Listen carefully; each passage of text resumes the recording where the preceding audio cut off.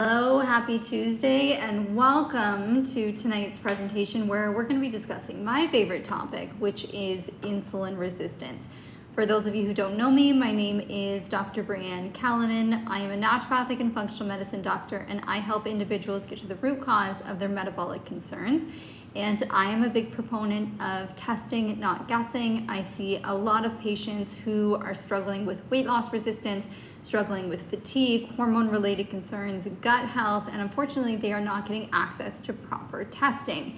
Now, we can't manage what we don't measure, so I am a big fan of comprehensive testing to truly provide patients with their answers with respect to why they are feeling the way that they're feeling. Now, whether or not I am dealing with a patient who is experiencing resistant weight loss, low energy, hair loss, who is experiencing fatigue, brain fog, hormone-related concerns, the number one thing that I want to rule out for patients is insulin resistance. Now, not only do I want to help my patients look and feel their best, I also want them to live longer. I want them to take more vacations and spend more time with their families. And we know that cardiovascular disease is the number one leading cause of death in North America. And the biggest predictive factor for cardiovascular disease is poor metabolic health. Insulin resistance increases your risk of high cholesterol, increases your risk of certain types of cancers, of course, type 2 diabetes, of course, obesity, of course, fatigue. And if we can properly diagnose this, then we have a really good opportunity to be able to treat it so that we can improve the overall rates of mortality.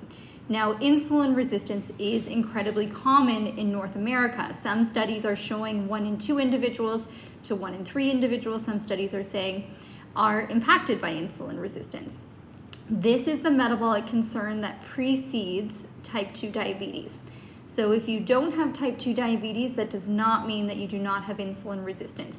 By the time a patient is diagnosed with type 2 diabetes, they have been struggling with insulin resistance for a significant period of time. If I have one of my patients diagnosed with type 2 diabetes and it is a new diagnosis, I have essentially not been doing my job. I screen my patients each and every year for this metabolic concern because of how prevalent it is.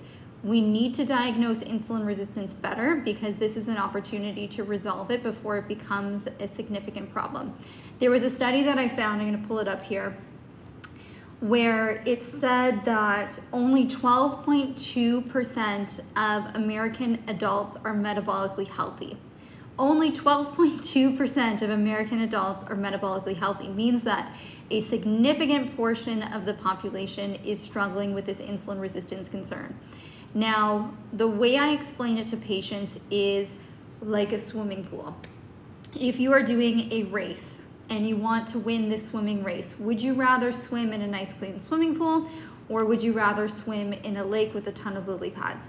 Of course, the lake with the lily pads is going to slow you down. You are not going to perform. You are going to have a much harder time getting through that. And that's what happens to all of our organ systems when we have elevated blood sugar, when we have insulin resistance. It is harder for your thyroid to function. There is research on semaglutides like Ozempic and improving metabolic control in patients with Hashimoto's. Why is that? Because we know inflammatory conditions and having elevated blood sugar and insulin resistance impacts the thyroid. We know that for both males and females, if you have insulin resistance, your hormones are not going to be as optimal.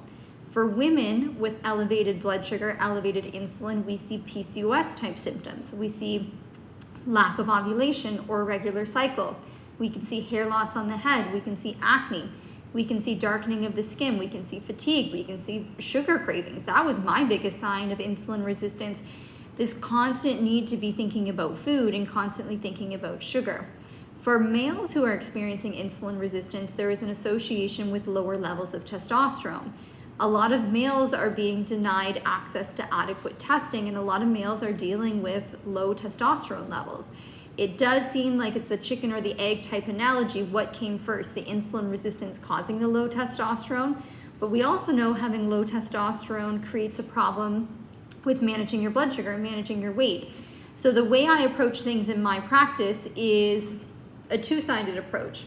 Your symptoms are a result of the issues with your hormones. We can use bioidentical hormone therapy or testosterone replacement therapy to help improve your hormones, but we also have to look at what is the root cause, and is it that blood sugar?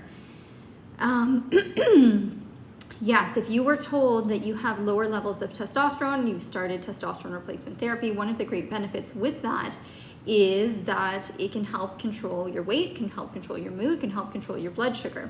Now, when it comes to testosterone replacement therapy, whether or not we are looking at a male or a female, we also have to keep in mind how those hormones are metabolized. You can't just take one hormone and expect it to not change the other hormones because they are all interconnected. For instance, if you were to take testosterone, for some individuals, the testosterone is converted to dihydrotestosterone, this potent androgen, and that can cause hair loss. I see that a lot with my female patients who have done pellet therapy, and I'm not a huge fan of pellet therapy, especially if you don't know how your body's going to interact with that testosterone, because the testosterone can be converted by an enzyme called 5-alpha reductase to a potent testosterone called dihydrotestosterone. This is why both males and females who supplement with testosterone can experience acne or hair loss on the head. Now, this doesn't mean that you necessarily can't take the testosterone. It's just about understanding how your body's going to metabolize it. The other problem with testosterone replacement therapy for males or for females is that testosterone can also be converted to estrogen. And we want to make sure that that testosterone is not being aromatized to estrogen for both males and females, because that can have side effects. For some males who are taking testosterone replacement therapy, if their estrogen is going really high, we can see breast tissue development. Same with females. So it's important to figure out how your body, it often comes down to genetics, how are you going to respond with that testosterone replacement therapy to understand, do we need to create any other changes to either block the testosterone from being converted to estrogen through the process of blocking aromatization, or do we need to block the conversion of testosterone to dihydrotestosterone? For females with hair loss, I see a lot of elevations in dihydrotestosterone. That is the responsible androgen that often causes the hair loss. So we have to look at, when we're considering hormones, we have to look at them all interconnected. For females with androgenic alopecia, where we're starting to see hair loss, the part is opening up, you're seeing loss around the sides, maybe at the back of the head.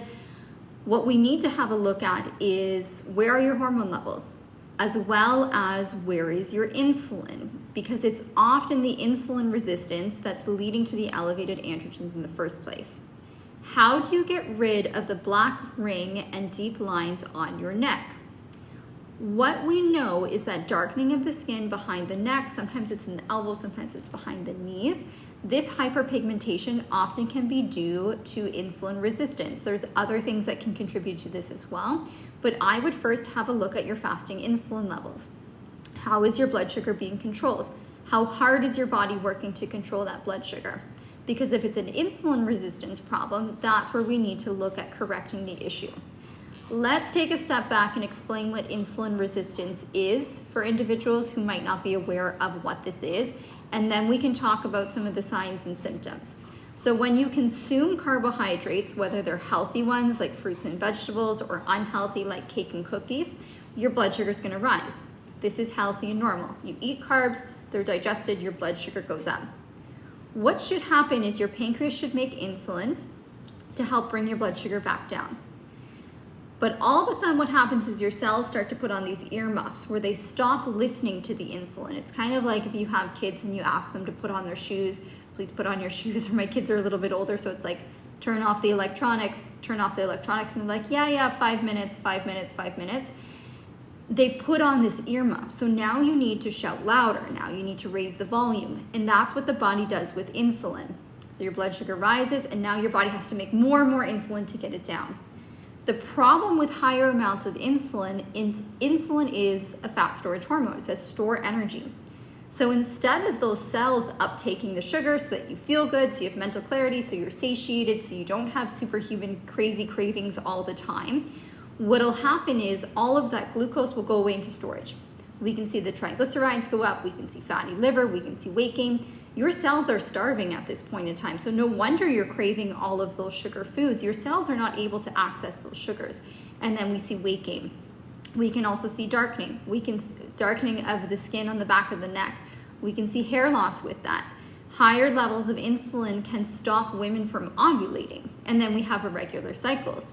If you are not ovulating, then you're not getting that natural rise in progesterone. And that's a problem not just for fertility, but progesterone's that calm Zen hormone that should make you feel good before your period. So if you don't have enough progesterone, you can feel more irritable before your cycle. You can experience weeping or crying before your cycle. You can experience hot flashes. You can experience insomnia. So there's a lot of downstream effects that happen with this condition. And remember, insulin resistance to some varying degree impacts individuals between 1 and 2 individuals to 1 and 3 individuals. There is a great question here about what is the correct level of testosterone for women.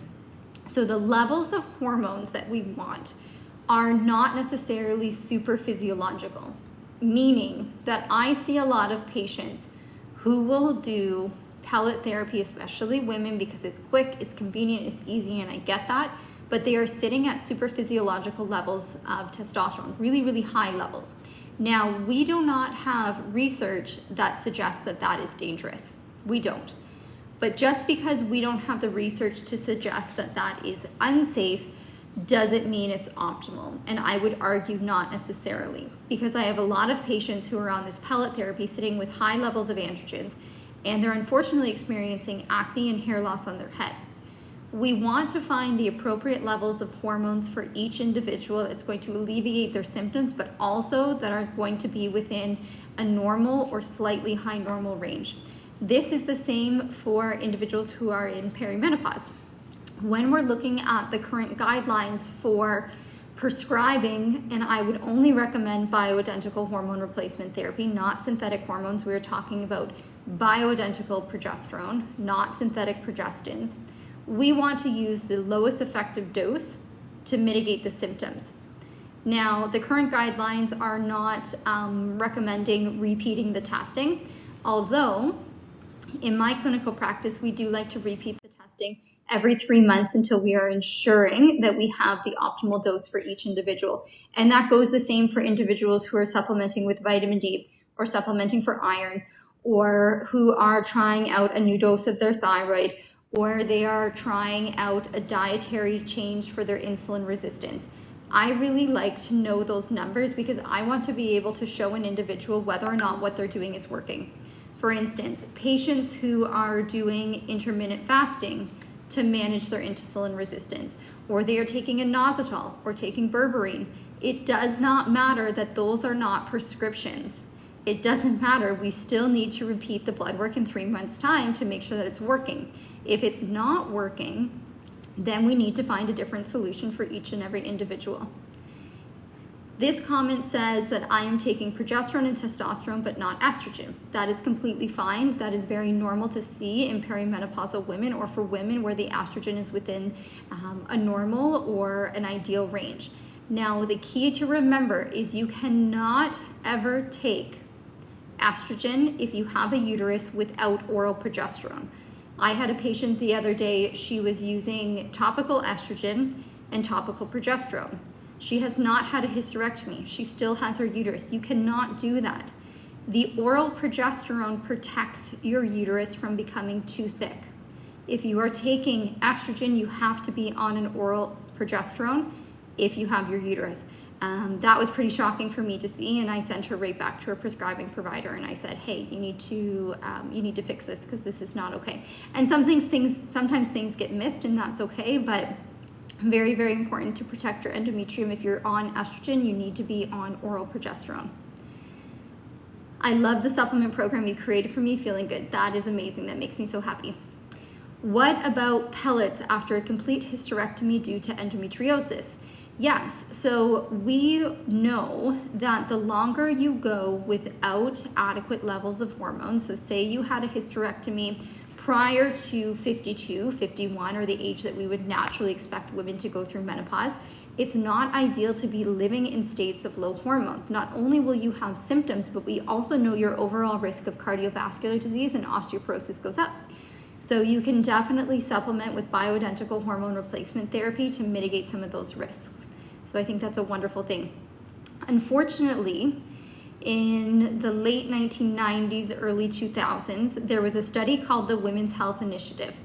And this study completely changed the way in which we view hormone replacement therapy. This study was really poorly conducted.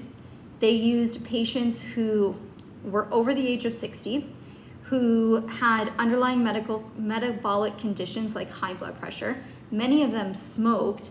They didn't have any symptoms of menopause. They weren't experiencing hot flash or anything, and they gave them high doses of hormones. They gave them conjugated estrogen, which is from horse urine at high dosages, and they gave them synthetic progestins. Terrible idea. Bad patient population, poor study, poor treatment option. And the problem with that study is it painted a really bad picture of hormone replacement therapy as a total. What we found from that study is women who were on progestins, so synthetic progestins, were at an increased risk of breast cancer, and the estrogen group was at a slightly higher risk of stroke.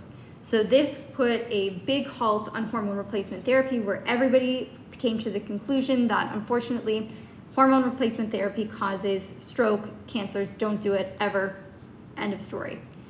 Now we know that synthetic hormones are extremely different than bioidentical hormones.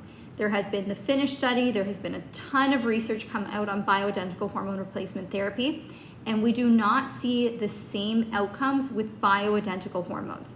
So if you are being prescribed Prometrium, or you are being prescribed compounded progesterone, micronized progesterone, that is bioidentical. That is what you want. That does not have the same risk as the synthetic progestins. And I think that's a really important point, because I have women in their 40s, 50s coming to me with joint pain, brain fog, gaining weight with perimenopause and menopause. Their cholesterol is going up.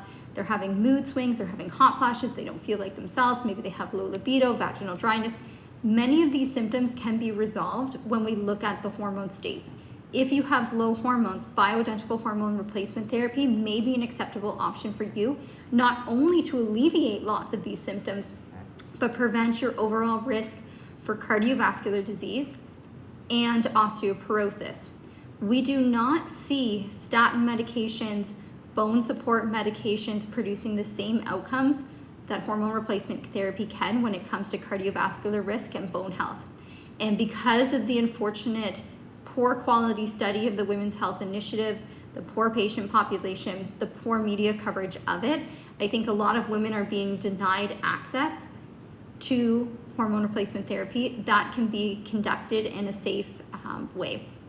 In terms of specific levels, so for anybody who's sending me their specific blood levels, it's very hard to know based off of just one blood marker. Okay, so when I work with patients, I do an initial intake. I spend an hour to an hour and a half with patients reviewing their health history, reviewing their past labs, and ordering any additional labs that may be needed. We have to look at everything together. So would X level of testosterone be too high for Y individual? It depends. Do you have elevated estrogens with it? Do you have elevated dihydrotestosterone because of that and you're losing your hair? Are you experiencing acne? Are you experiencing irritability? It really depends on your symptoms and your labs. So that's very hard to answer. When it comes to other conditions with respect to insulin resistance, if you've been diagnosed with prediabetes, it's really important to recognize you have insulin resistance. If you've been diagnosed with type 2 diabetes, you have insulin resistance. And we really need to prioritize addressing this, because so many individuals feel like they have this food noise, they have this fatigue, they have this extra weight that they're carrying around, and no matter what they do, they are not able to lose it. When you have insulin resistance, you have lost your metabolic flexibility. So yes, intermittent fasting is great. A lower carbohydrate nutrition plan is great. Doing resistance training is great. Ensuring that you're sleeping is also important. But what happens when you're doing all of those things? So I see a lot of patients who are doing all those things. I've suffered with Hashimoto's and autoimmune thyroid condition myself. And the only thing that I could do was take on I call it like a quasi eating disorder or optimal lifestyle disorder, where you're eating less and less, you're exercising more and more, you're doing all of the right things, you're doing all of the healthy things, but to an extreme degree.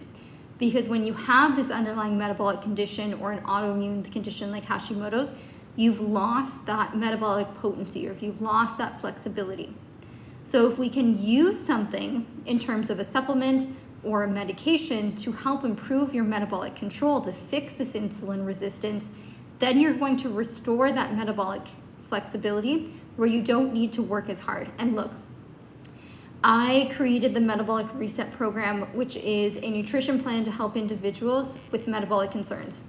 I am a big proponent of nutrition, but I also recognize that nutrition doesn't work in all of the patients. And that's why when I started my practice, I was heavily into macronutrients, carb cycling, tracking your macros, and helping individuals pair their nutrients with exercise. So I would teach patients, on a low carb day, let's do HIIT training. On a higher carb day, let's do more larger muscle groups. And that approach works really well until it doesn't.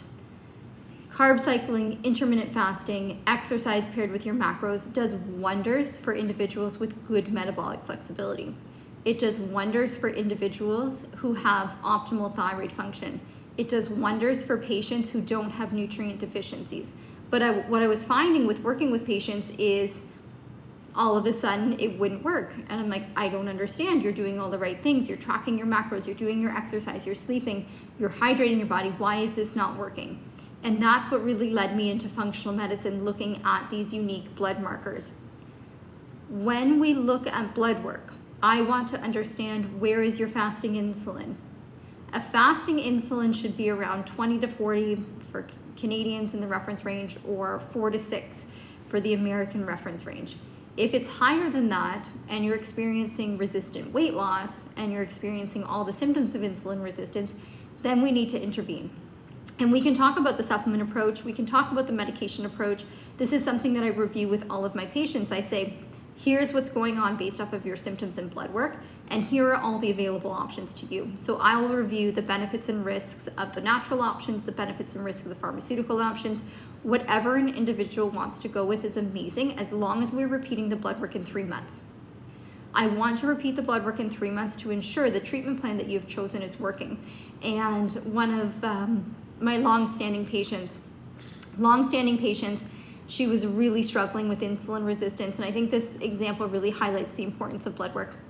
We get her on a plan. She decides to go with a semaglutide. She chose Ozempic, and it was a cost investment for her. It wasn't covered under insurance. Her insulin was significantly high, so that's the route she chose to go, which is great. Of course, we also considered her hormones, her nutrient levels, diet, lifestyle, sleep, making sure she doesn't have sleep apnea, her thyroid. We look at everything. So she started on this in her healthy lifestyle.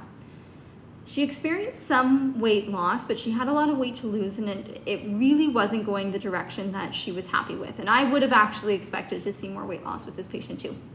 So I said, would you be open to running more blood work? This is at the 3-month mark. And what we discovered with that quick blood work, it cost her about $20 to do. We looked at her blood sugar management. We looked at her insulin. Her insulin went from a 200 to a 100.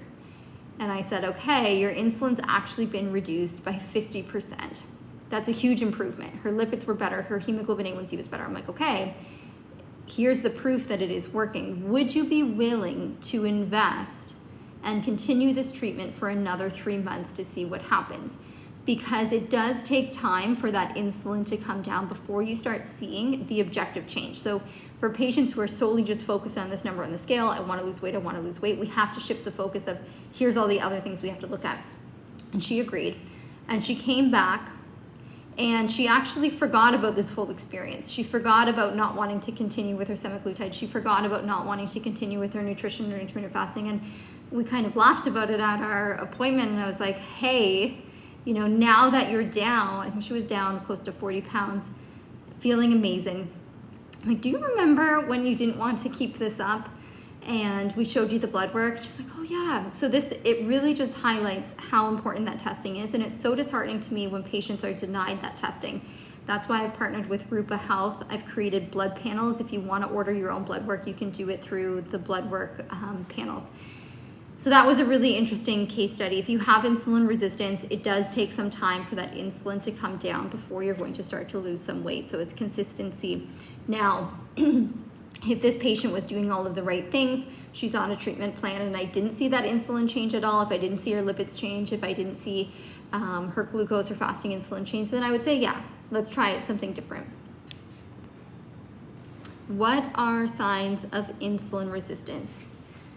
Signs of insulin resistance can be many. So remember, insulin and elevated blood sugar is inflammatory. It leads to inflammation all over the body. So none of your organ systems work properly. That's why we see such huge spectrums of symptoms. You can see hair loss, you can see acne, you can see facial hair, you can see irregular cycles, you can see elevated androgens and androgenic alopecia. You can see elevated lipids, so your cholesterol and your triglycerides go up. We can see elevated blood pressure. We can see fatigue, kind of that constant food cravings, always thinking about food, hungry after meals is another common symptom. Brain fog, I think I said this, but elevated inflammation or elevated CRP is a common issue. Weight gain, especially weight gain that's very resistant to lose, or weight gain around the midsection, despite efforts of eating less and moving more. You can see HS. So HS is a skin condition where we see boils that is typically just treated with antibiotics. We know insulin resistance underlies that. PCOS is a strong connection with insulin resistance. Lots and lots of symptoms. Dementia, Alzheimer's is now being connected with insulin resistance as well. PCOS and continually gaining weight, doing all of the right things, 12,000 steps a day, half hour on the treadmill, caloric deficit. Yeah, this is very common. So this is a very common picture that I see with PCOS patients who have insulin resistance for the vast majority of the cases. For situations where individuals are in perimenopause or their hormone state is very low. And I also see this for Hashimoto's patients. They are truly doing, and I don't want to generalize, but a lot of my patients are giving it their best shot. They're doing all of the right things. But the only way to produce weight loss is to adopt this quasi-eating disorder, as I call it, where you are so low on your calories in order to see any results. I don't recommend that. I don't promote that. And unfortunately, in these cases, we have lost that metabolic flexibility. We have lost that metabolic potency.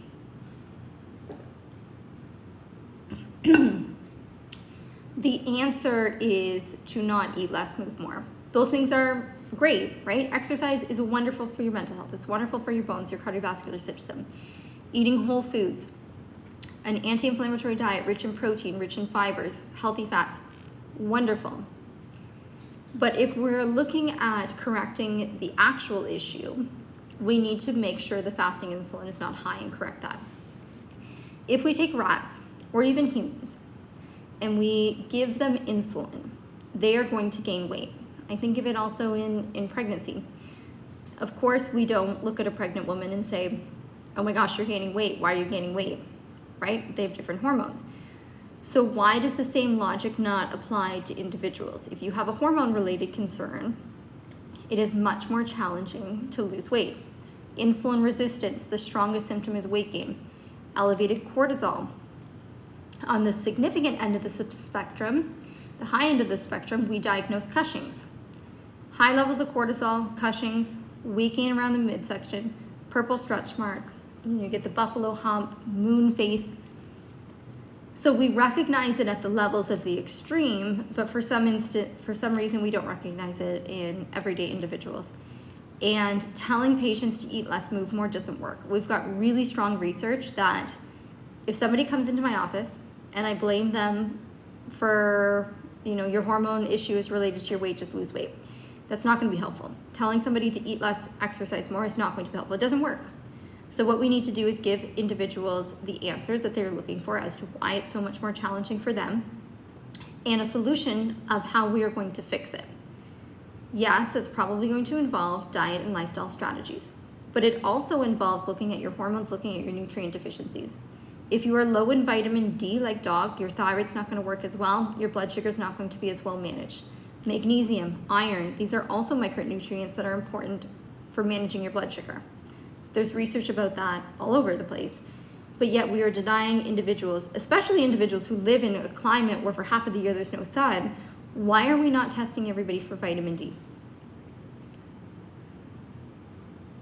I'm just scrolling down here to look at some of the questions. If you guys have questions specifically, I'll try to answer those as we go.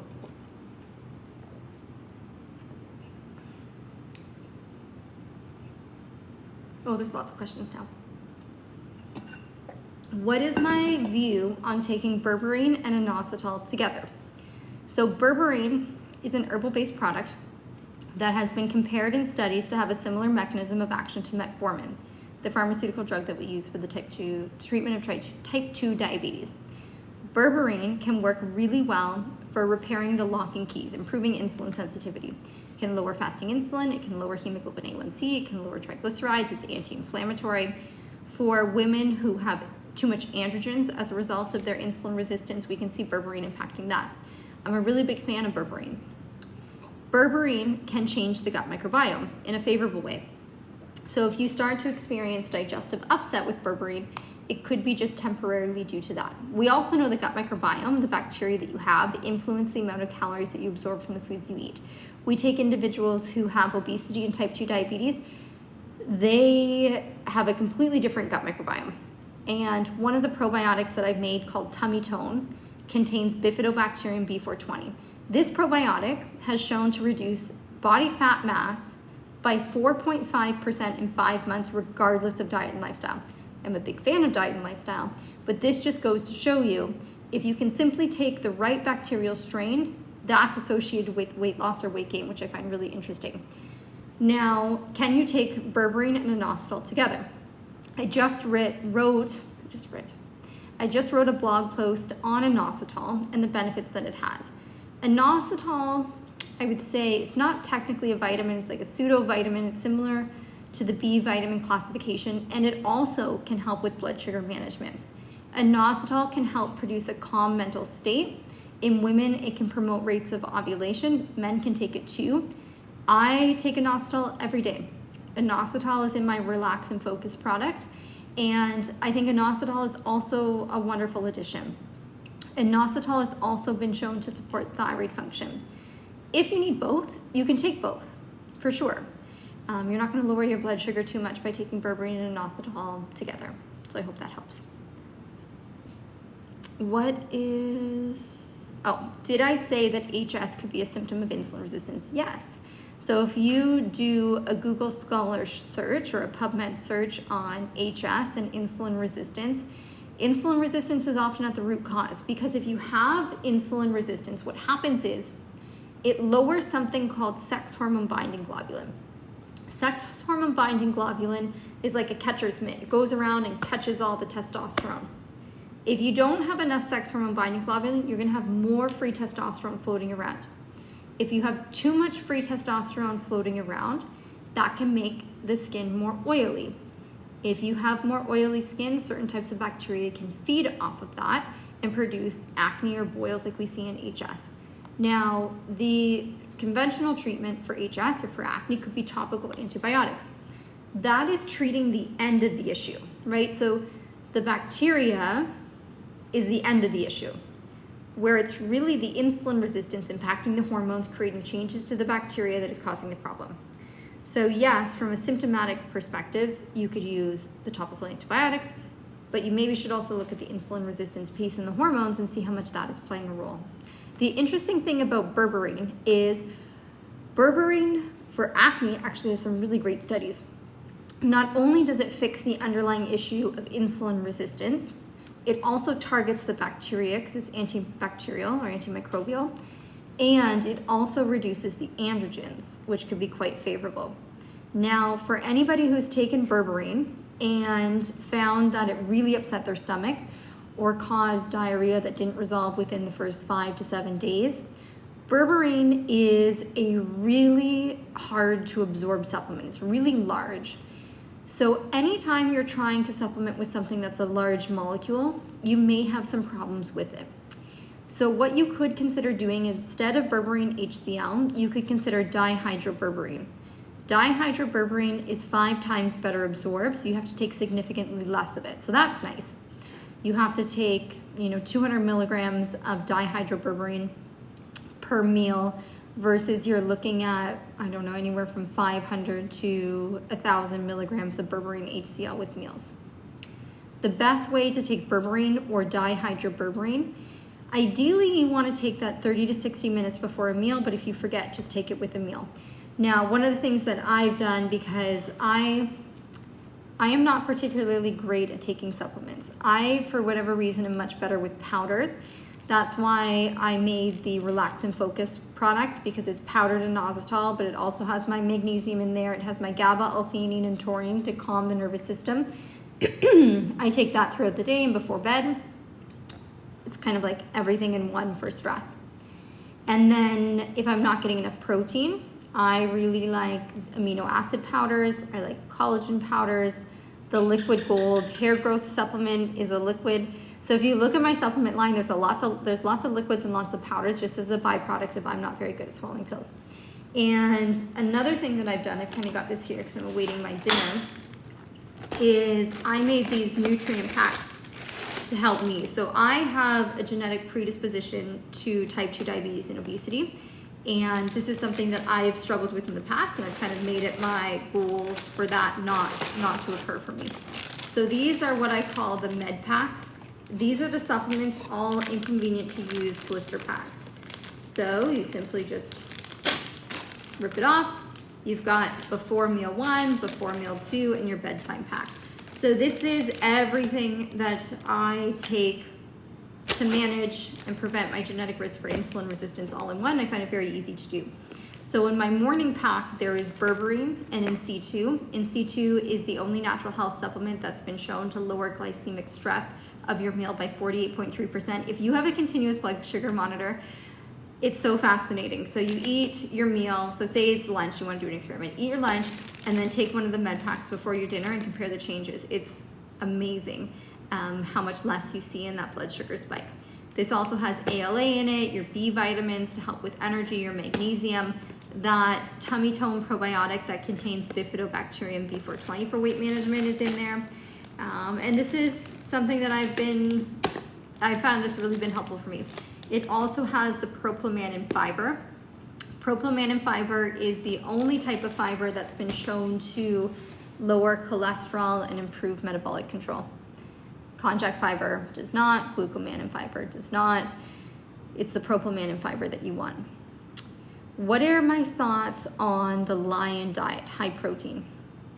I don't know much about the Lion diet specifically, but I would highly recommend a high protein diet for the vast majority of individuals. Protein is satiating. GLP-1 agonists, your Ozempic, are really popular right now. One of the ways that you can stimulate GLP-1 through diet and lifestyle is with proteins and fibers. So I'm a really big fan of protein. I feel like the most common issue I see with patients' diet is they're not getting adequate protein. They're really not. And yes, it's hard. So I'm single mom, 2 kids, I run businesses. I know it's hard to I'm gonna make a chicken breast. It doesn't always fit into the busy lifestyle, but I have lots of tips and tricks on how to very easily do it. Like today, I put turkey burgers in the air fryer. It took like 15 minutes. Wasn't very long. Or, supplement with a protein shake. Supplement with an amino acid powder. Supplement with a collagen powder. I put collagen powder in my coffee. And I do more than 1 scoop, because some days are just not so great in terms of my protein intake. You can supplement with a protein powder, things like turkey pepperettes. In order to make a steak or make a chicken breast, you can put that in the air fryer rather quickly in order to do that. Or things like cottage cheese, Greek yogurt. There's definitely a lot of ways that you can get protein into your diet and foods that you're already consuming by doing quick swaps. There are lots of bread options, ones that I know called carbonate bread. I believe carbonate bread has something like, I have a computer, I can just Google it. It has a really good amount of protein in it. So if you can find creative ways to get protein in by just swapping out your breads or swapping out your bagels, this says per 2 slices, it has, that can't be the right one. 1 slice has 6 grams of protein. So that's about the same as an egg. An egg has about 7 grams. So that's a better protein source.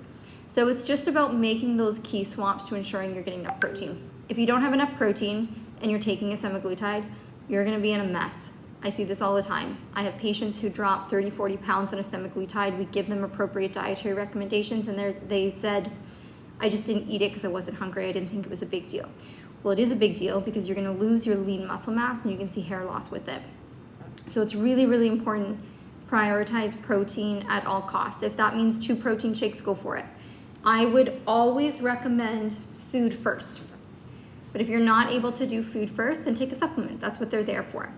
Amino acid powders are something that we use in the metabolic reset program as a non-negotiable because I don't want individuals losing their muscle mass. Yeah, the scale will look better, right? You'll hit your scale goal, but your overall metabolic rate is going to be less. And it's very important that we protect our lean muscle because it's a marker of longevity overall. Recommendations for vegetarian protein and semaglutide: beans, legumes, tofu, powders, amino acid powders that are sourced from corn perhaps, lots of different options. You may require a supplement. So if you're having a harder time getting enough protein on a vegetarian-based diet, consider a protein powder.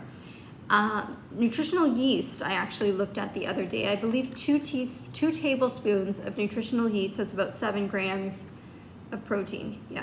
2 tablespoons has 8 grams of protein in nutritional yeast. That's pretty good. I had a reaction with collagen powder. Would Verisol be better?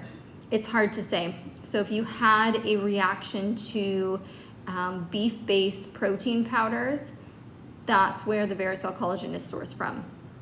So really hard to say on that one. And it also depends on what the reaction is. Some of the collagen powders are sweetened with stevia, or they have additive ingredients. Maybe that's why you had the reaction. But if you had a significant reaction to a collagen powder, I wouldn't recommend trying another collagen powder until you figured out why that was. Protein is definitely satiating, absolutely. Proteins and fibers. So if you can add leafy greens to each and every one of your meals, I try to structure patients' meals with half your plate being vegetables, a quarter of your plate being protein, and the other quarter of your plate should be divided between healthy fats and carbohydrates. If you're consuming carbohydrates, make sure you can consume them with proteins and fibers first. If you're consuming carbohydrates like you want rice or a potato, make them visibly smaller than the size of your protein. So if you're not getting at least 4 to 5 ounces of protein, then your rice serving is going to be really small. Grab a food scale. A food scale is something that we include in the metabolic reset program, not to make patients obsessive with their foods at all, but just make sure they're getting enough. Because the goal is always to get to intuitive eating, but I now, with all of my practice, I can intuitively eat the way I know my meal should be structured. But without the proper education, how do you even intuitively eat? So I see, lots of things on social media pushing intuitive eating, and I think that's great. But if you don't know how you should be eating in the first place, I don't know how you would intuitively eat that way. So grab a food scale. Make sure you're getting at least 4 to 5 ounces of cooked protein at that meal. If you've done the metabolic reset program, one of the things that you'll hear me talk about is even when you're in maintenance, when we say, okay, let's back off the food scale, periodically check in. Make sure you're getting the 4 ounces of approved vegetables. Make sure that you're getting a minimum of maintenance of 5 to 6 ounces of protein, because this is the interesting part. When you are starting out losing weight, you can get away with being a little bit more deficient in protein. You can get away with it a little bit more because the more weight that you have to lose, your body's pretty good at preferring fat over muscle. But as your body fat goes down and down and down, we actually need to increase protein. That's why we increase protein on the maintenance phase. The other thing that's really important to consider is be realistic with yourself. If you are unable to get in your minimum required dose of protein, meaning about 1 gram of protein per pound of ideal body weight. So if your ideal body weight is 140 pounds, you need 140 grams of protein. If your ideal body weight is 130 pounds, then you need 130 grams of protein. If you are not realistically getting that, supplement. It's not the end of the world. The same thing with fiber. If you are not getting 35 grams of fiber, supplement with it and work your way up to ensuring that you're getting that adequate fiber intake. Proper way to take berberine, we talked about that, ideally 30 to 60 minutes before a meal. But if you forget, just take it with a meal. Same with the in situ, same with the dihydroberberine. I don't know what that question was. There was a comment here that it's more challenging to eat lower carb if you are vegetarian. That is absolutely true. Same, vegans even harder. If you are consuming, it depends, like, can you consume fish? Can you consume eggs? Egg whites are a great source of protein. I personally like the taste of the egg yolk, so I'd prefer to do 1 to 2 eggs and then dump in a whole bunch more egg whites to get the protein up. I really am a big fan of turkey bacon. I know that's not appropriate for vegetarians, but turkey bacon in the air fryer is really quick. It has some great macros, additional protein source. So I find that's a really easy way. There's some protein bars that are okay, although I would say for the vast majority of the time, protein bars are glorified chocolate bars. They're better, but I would try to avoid too much of those artificial sweeteners if at all possible. Have a look too at your hidden source of sugars, especially the sugars that you are drinking. So if you have fruit juices, sodas, alcohol, and there's any potential way to swap those out, that's a really big source. That's going to really spike your blood sugar. Anytime you're drinking fruit juices or anything with liquid sugar, that's going to be a significant problem. I would cut those out altogether. If you want to have a snack, and this is what I go through with patients as well. So I'll say, what are you eating at night? Maybe the kids are in bed, you want to relax. What is your before bed snack? Ice cream. Okay. Switch it out to Halo Top. Switch it out to Way Cool. That at least has protein in it. Is that something you can do? Yes. Okay, perfect.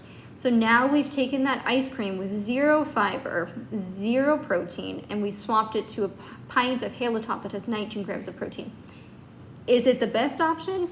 No, but at least we're making that change. Okay, what else do you eat?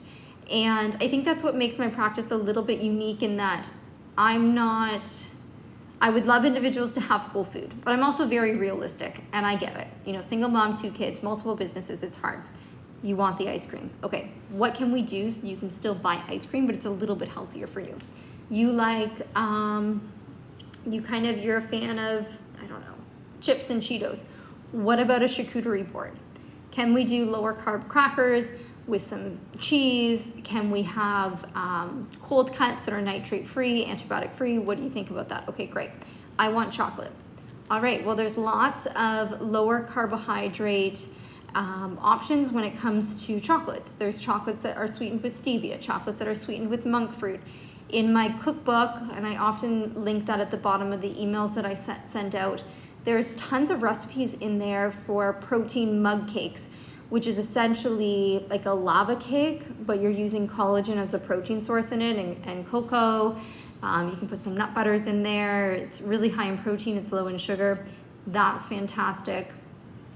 There's protein pancakes that you can make if you're having that sweet tooth, or there's lots of lower carb options. If gummies is your thing, maybe have a look at the Smart Sweets that are higher in fiber, at least sweetened with stevia.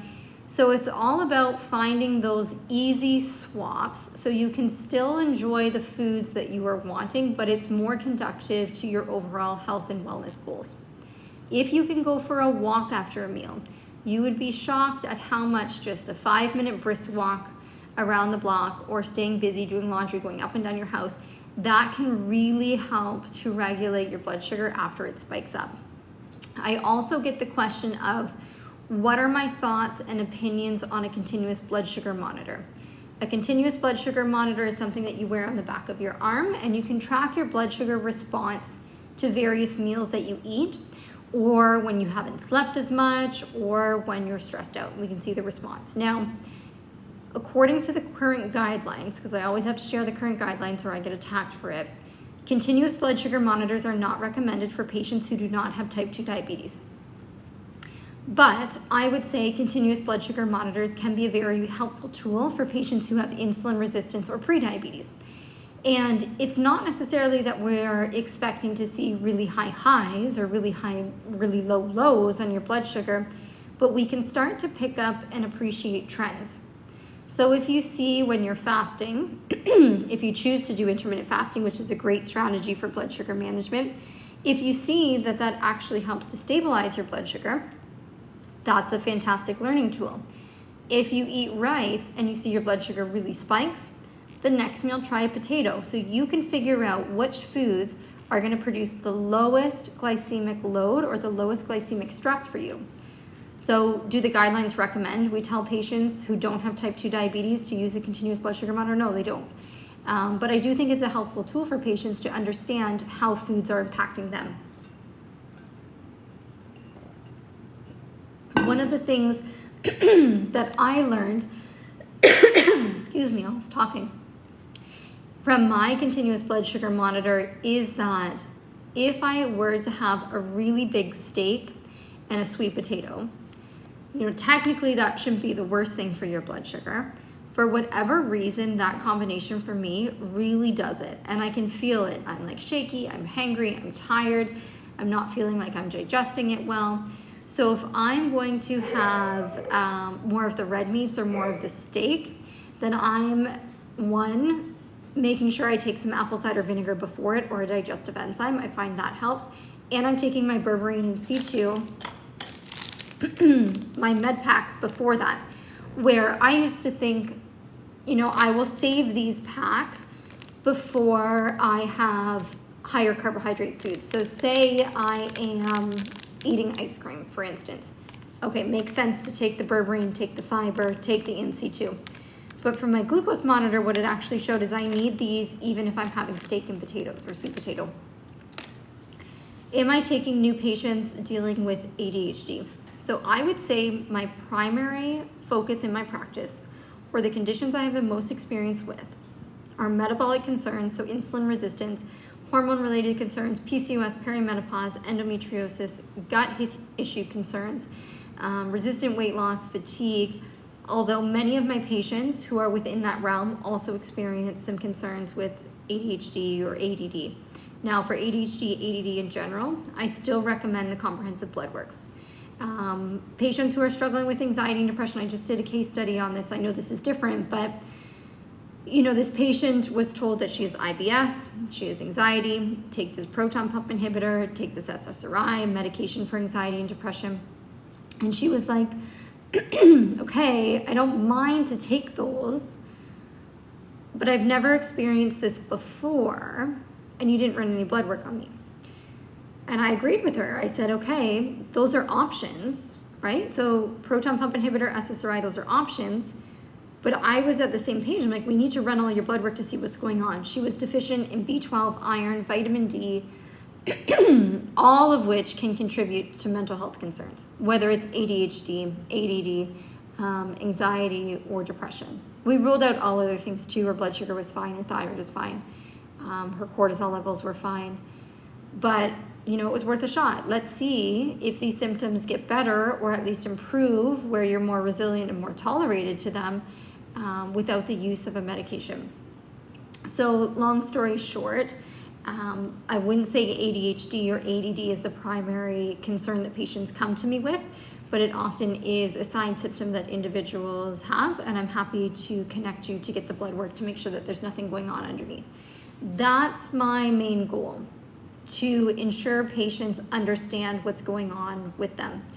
Because when I was experiencing brain fog, resistant weight loss, hair loss, not feeling like myself, and I just had a walk-in clinic at a time. I went in and they said, oh, that's just part of having a baby. And I was like, okay, makes sense. And then the second time when it wasn't getting better, they're like, oh, that's just part of getting old. And I had my first baby at 19, okay? So I was like, you've lost me. But you've lost me if you've said, I think I was 20 when I went in, that this is as a result of aging. I'm like, come on. And it was frustrating.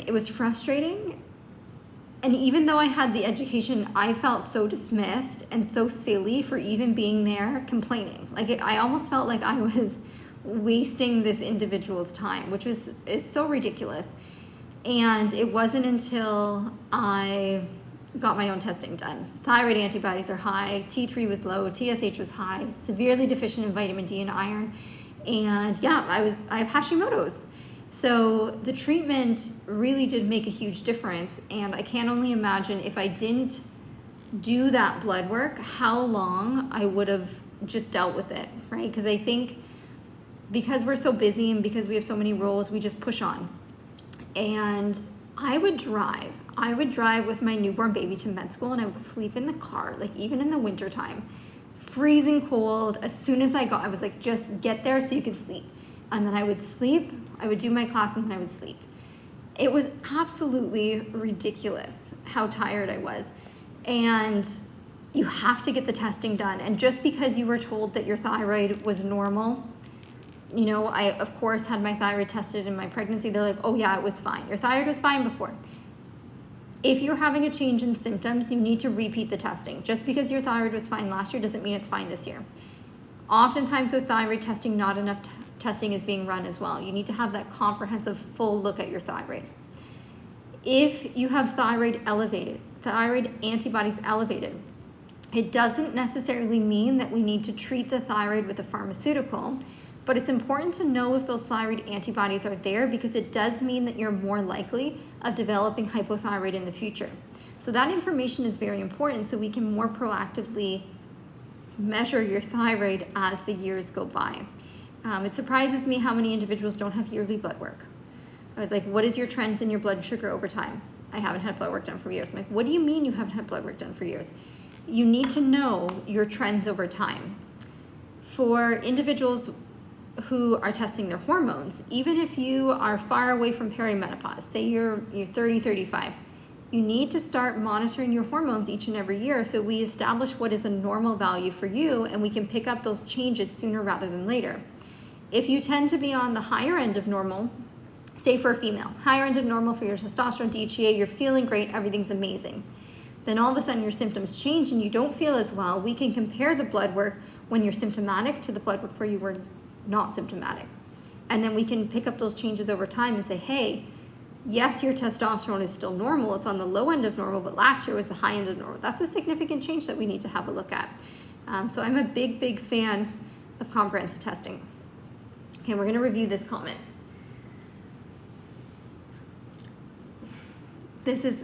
I see this all of the time and it's so frustrating. My ferritin is 5 and my primary doctor wasn't concerned.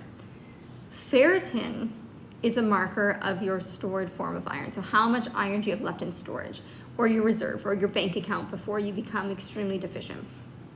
Depending on the lab, there's a lot of labs that say normal ferritin levels is greater than 100. For hair loss, you need to see your ferritin at least 80, ideally 100. A ferritin of 5 is not normal. You are going to have significant symptoms with that. I can only imagine that your hemoglobin is low as well. That needs to be treated. Low levels of iron, not only do we need to fix the problem, but we have to ask the question of why. Why did it develop in the first place? Do you not have intake? I have a husky. Such an interesting breed that one is. I don't know if you can hear him talking in the background. We need to figure out why the iron's low. Do you have low intake? Do you have heavy menstrual cycles? If you have heavy menstrual cycles, what are your hormones like?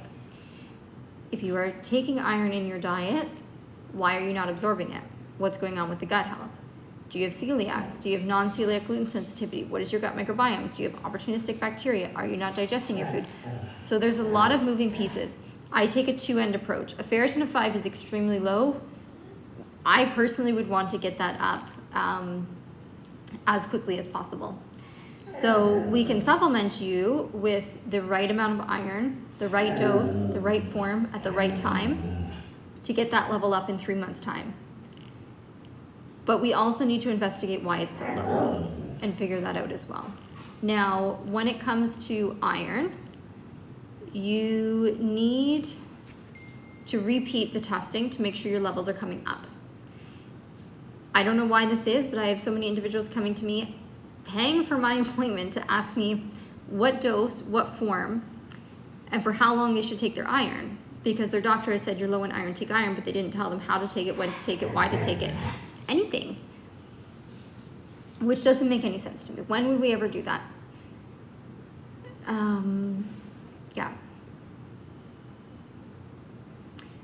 When we're looking at iron and individuals that have high iron, it depends if the iron is high or the ferritin is high, because those are two different things. Iron is reflective of the amount of the iron in the blood, ferritin is the amount of the storage.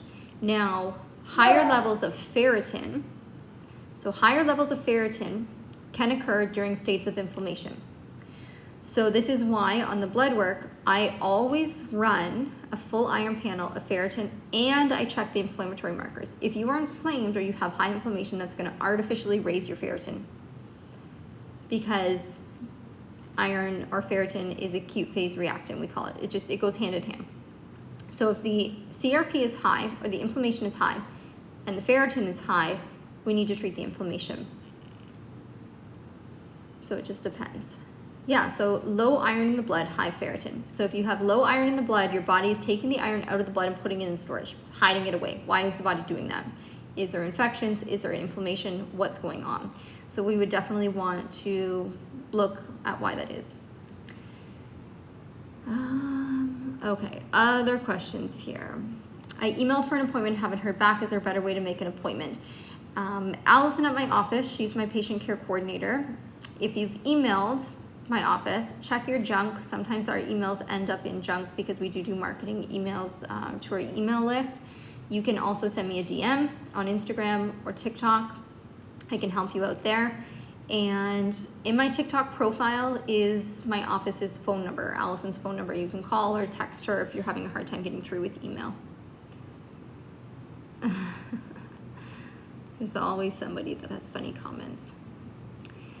Oh, the individual clarified what the Lion diet is. So the Lion diet is a carnivore diet. So it's just meat and cheese. So there is some studies on a carnivore-based diet for individuals with autoimmune conditions. Can it be helpful? Because it's removing a lot of those plant proteins that can cause some gut inflammation for individuals. This is my thought on it. If you are feeling significantly better on a diet that is only meat and cheese, I would be curious to see what the current state of the gut microbiome is. Because I would say for the vast majority of individuals, you should be able to tolerate a wide variety of foods. You should have that resilience. For all of my patients or any of my patients that come to me and they're like, I don't eat gluten, dairy, soy, eggs, nuts, meat, like this whole list. I'm like, wow, when did that start? Well, a couple years ago. That doesn't seem normal to me to have to be on such a restrictive eating plan. So that's where I go and I run a GI map stool test to look at the health of the normal gut bacteria, how you're digesting your foods, what are your inflammatory markers, what is your zonulin, which is a marker of leaky gut, what is your inflammatory protein, your eosinophil protein, your calprotectin, because that just doesn't seem normal or sustainable to me. I know there's a lot of case studies on social media with the carnivore diet and individuals feeling so much better and amazing. If you feel amazing and it's something that you are willing to continue long term, I think that's absolutely fine. But I would say for the vast majority of individuals, that may not be sustainable long term. So I hope that was helpful for you. I post all of the recordings of these TikTok lives over on my podcast. That is also linked in my profile for you to check out. If you want to set up a one-on-one appointment with me, you can contact Allison at my office. Her information is linked in my bio. If you want to order your own blood work, I put together some blood work panels from Rupa Health. That's there as well. There's links and resources to different webinars for free on my YouTube. My supplement store is there. We are back in stock with all of the supplements, which is really exciting because we had a big demand for the liquid gold and the berberine that was out of stock for a while, but we're at full inventory. So thanks for hanging out with me today, guys, this evening. I'll post the recording on my podcast and we'll see you next time.